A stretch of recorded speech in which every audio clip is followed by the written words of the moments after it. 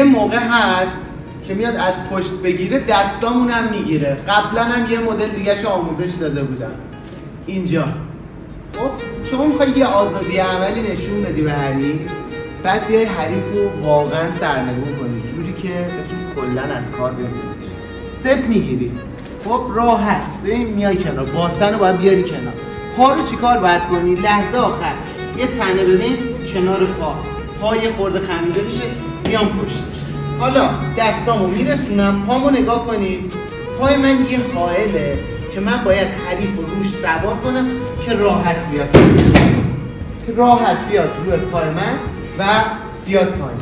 حالا یه موقع اگر سوال میکنن که اینجا رو گرفته بود این تکنیک میشه؟ آره میشه، منتها نمیخواد دیگه پا رو بگیری. یعنی اینجا اومدی میخوای پا رو بگیری، نمیخواد. همینجا من روی صورتش هم بیام، میتونم هم رو گردنش تکنیک ایجاد کنم، هم روی دستش کار بکنم، بیارم پایین و هر تکنیکی میخوام بزنم.